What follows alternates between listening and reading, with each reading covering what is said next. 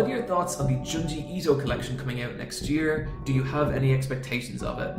I'm happy it's coming out. I think there's like a huge amount of potential for Junji Ito in anime, and if they nail it, if they do a good job with it, that could be potentially one of the best anime of the year. This was me 4 months ago, back when I still had hope, back when I still believed. And now the lauded Junji Ito anime adaptation, which I was so excited for, is nearing its conclusion. And any hopes that I had have been dashed and dashed utterly. And now I, in my slightly older, angrier, crazier form, must account for the foolish optimism of my younger, stupider self.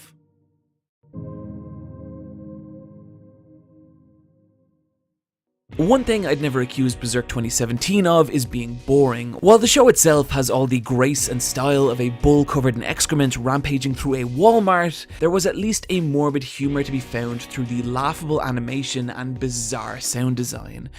Which I do appreciate on some level, because the only thing worse to me than a piece of art being bad is one being mediocre. I think it's a lot better to be ridiculed than forgotten. And tragically, it's the stench of mediocrity that seeps from every forgettable frame of the Junji Ito collection. It's a show without life, identity, or soul, feeling more like a poorly done tracing of Ito's work than an actual adaptation of it. Generally, shows of this quality I don't usually talk about, because why would I? I'd much rather make videos about things I'm actually passionate about. But it's here where the Junji Ito collection has forced my hand. As while the show itself is about as lifeless as a decaying corpse, the work it's based off most certainly is not. Junji Ito was born in the mountainous Gifu prefecture of Japan in 1963. He grew up in an old country townhouse where to get to the bathroom, he'd need to travel down through a pitch black underground hallway. And it was in the shadows of this tunnel that the young boy first became acquainted with fear. He became drawn to the works of the old masters of horror manga such as Umezo Kaozo, author of the violent and disturbing God's Left Hand, Devil's Right, and Koga Shinichi, whose work frequently centered around satanic worship and morbid depictions of the occult. Ito would take up drawing horror manga at an early age and eventually grow to develop his own unique brand of horror. And if I was to put a name on it, I would call it inescapable horror. Situations where people encounter entities completely beyond comprehension or reason.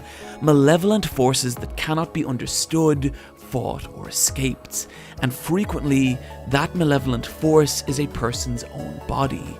Many of Ito's work focus on the degradation and corruption of the human form, and to me, that is one of the purest and most visceral kinds of horror. No matter how terrifying or dangerous an external threat is, there's always the chance of escape. But when that threat is our own arms, legs, and organs, that chance of escape is taken away from us, as the very flesh of what we are distorts and turns against us, as explored in titles like Slug Girl, Glycericide, and of course, Uzumaki. It's creative and disturbing concepts like this that permeate Ito's work. But what's critical is his ability to bring those concepts to life through the medium of manga and illustration.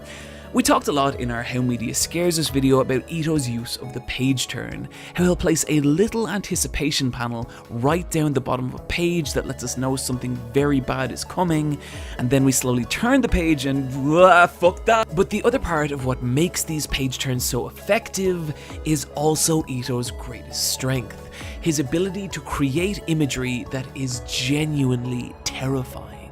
Watching Ito draw is mesmerizing. It's not unusual for him to spend up to 9 hours on a single page, creating lines with slow, careful strokes and gradually layering his illustrations with intense, intricate details, often making tiny adjustments the average reader would never consciously notice. But this is important, as to Ito, nothing is more vital in a piece of horror than it being believable. No matter how wild or unfathomable the concepts he's depicting are, It's critical to him that it feel like something that could actually exist. And to me, this is the line between something being merely scary and something being truly horrifying. That intangible element of believability. And this is the strength of Ito's illustrations. The detail and care he puts into them mean they have a way of creeping into your subconscious and whispering maybe, just maybe, they could be real. This is what I really respect about Ito as a creator. There's an earnestness to his work, a genuine lifelong love and respect for horror, honed and refined over years of craft embodied in his manga. This is what makes the idea of a Junji Ito anime adaptation so exciting. The prospect of seeing these stories realised with light, sound and movement, which could not only have made for a unique and compelling anime, but even greatly benefit the genre of horror itself, and in particular, horror in animation. I've always felt that animation carries a potential to deliver horror in a way that's woefully unfulfilled. There's the occasional standout both in terms of films and series, but generally the best examples of animated horror I could find were a little off the beaten track in forms of animated shorts or music videos, which I will probably talk about again at some point because some of this stuff is genuinely incredible. But regardless, the thought of Junji Ito's work finally being realised with that potential was an exciting one, and on paper, it should have worked. What we have here is a 12-part animated series that translates 24 of Junji Ito's single-chapter stories into animated shorts, and the story selection is reasonably solid. Fashion Model, Window Next Door, Town Without Streets, these are some of Ito's strongest and most interesting work, and what's more, they've been translated with a near slavish devotion. Watch any episode of the series and compare it to the corresponding manga chapter, and it lines up more or less identically, directly borrowing shot composition, staging, posing, and story beats, to the point that you could even say it's a highly faithful adaptation. But it's here where the issues begin. I want to show you this scene from the Junji Ito collection, and ask yourself, what information can you draw from this shot? Who are these people and what is their relationship and what is happening in the story? The answer is that this is our main character Sakyo, and this is the moment when she's realised that the people who have been spying on her throughout the story is her own family. But you probably got no sense of that because the shot doesn't convey even the vaguest feeling that there is anything remotely wrong here. Now, let's check out this same moment in the manga, and look at how the subtle paneling and in particular the staging of the bottom panel evoke this. How these subtle close-ups of the top panel lead us to Sakyo's realization, and how the composition of the bottom panel cements that feeling, using forced perspective to make Sakyo feel tiny and helpless, while surrounding her with the large imposing figures of her father and brother, creating a tense, oppressive moment in the story. But the anime adaptation hasn't retained any of that, flattening out the composition and destroying the oppressive atmosphere.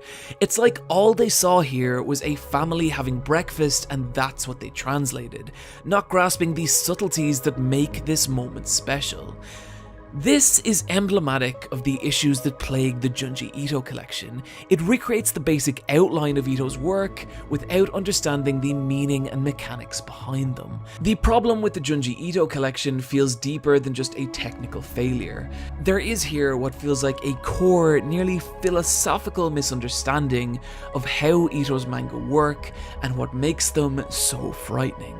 Take the aspect of the page turn, for example. This is essentially Ito's signature move, but also not something that's going to translate smoothly into film. But at its core, it's a technique used to build anticipation, and building anticipation is something that horror cinema has been doing for years through sharp, creative editing. Creating tension through long, unbroken shots and instilling panic through quick, precise cuts.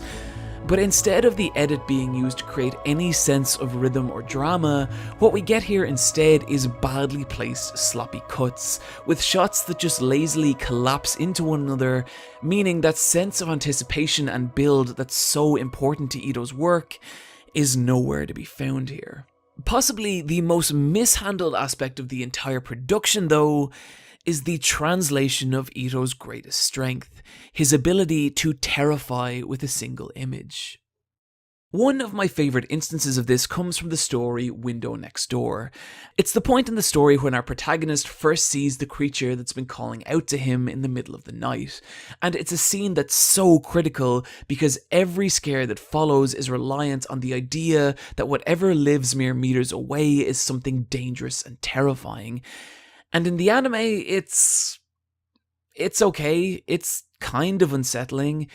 But just look at this same panel from the manga. Look at the detail and work that's forged this moment. The grotesque rendering of the woman's skin, the stark use of black and white, the detail on her teeth, her jewelry and hair, and the life in her eyes and how it all comes together to create the uncanny feeling that she's actually staring back at you. By comparison, the anime version just feels flat and lifeless. The grotesque rendering around her skin has been replaced by a lazy texture overlay, which takes about 5 seconds if you know what you're doing in Photoshop. The level of detail around her jewelry, clothes, and in particular eyes has been simplified to the point that the image no longer has that uncanny, nearly sentient feel. I could even accept the reduced level of quality if it was for the purpose of simplifying the animation process. But here's the thing, this image doesn't actually animate. All we get is a slow pull in on a still image, and it's the same for the rest of the episode. There's no shots of the creature actually animating with the exception of 2 cut-off shots of the creature's hands. So why then is the imagery depicting it so weak?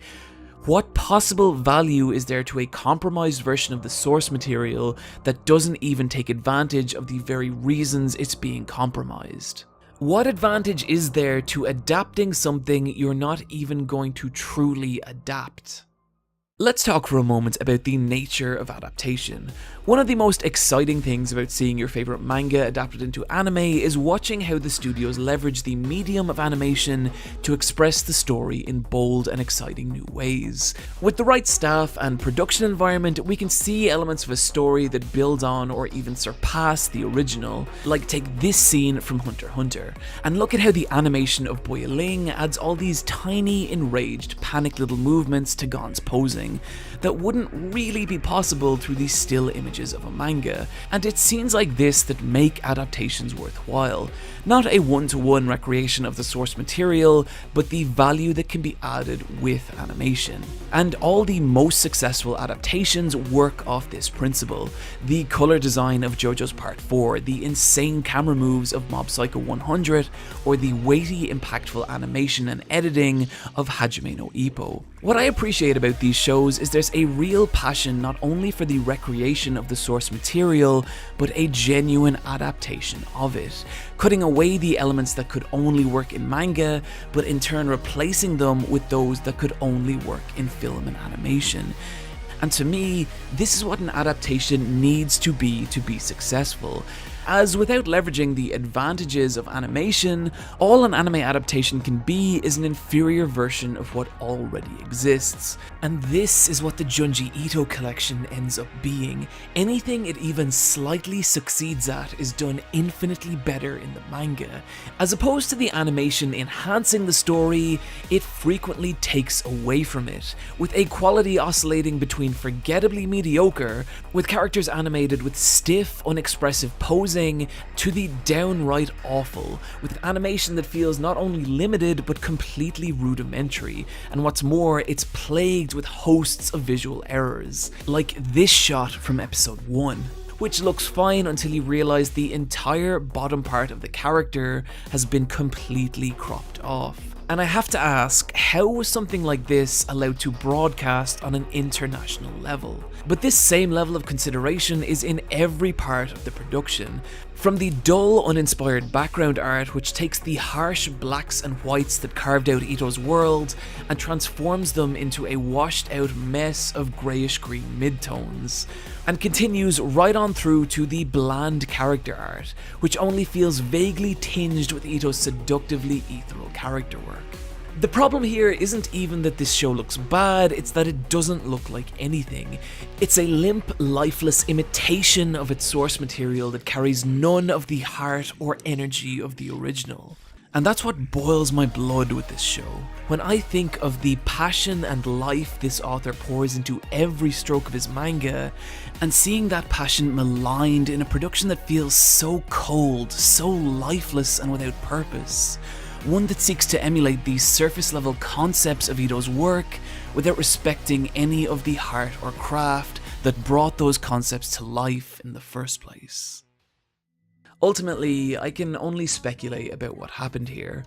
Maybe the fault lies with Studio Dean, whose output has been on a sliding scale of quality for years, or perhaps it's the woefully inexperienced director Shinobu Takeshira, whose only previous directorial credits are a music video and 2013's Diabolic Lovers. But the feeling I get from the constant overall shoddiness of every aspect of this series' production is ultimately the same old story.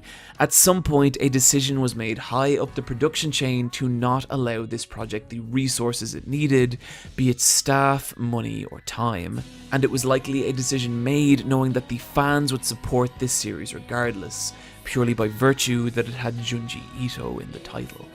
I don't take any pleasure in tearing this show apart. There was a time not long ago when I really wanted it to be good and was rooting for it to succeed. And I think a lot of people were, and that's what kills me about this project. To take something as terrible and horrifying and beautiful as Ito's work, and to turn it into something so painfully forgettable and mediocre. Something that no one will remember in a few years. A throwaway piece of media to be consumed and discarded. Friends, one final note to not end this video on too much of a downer. Junji Ito's Shiver recently released in hardback, and it's a far better way to spend your time if you're new to Ito's work. So if this video has piqued your interest at all, do track it down, as it has 10 of Ito's stories that are some of his best. I want to thank you for joining me today, and in particular I'd like to give a huge shout out to my beloved Wolfpack over on Patreon, who as ever support this channel and make videos like these possible.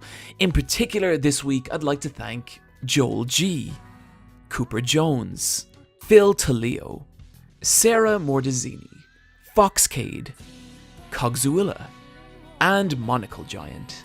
As ever, you can find me over on the Let's Fight a Boss video game podcast or on Twitter @iPatchWolf. Friends, take care of yourselves, and I'll see you next time.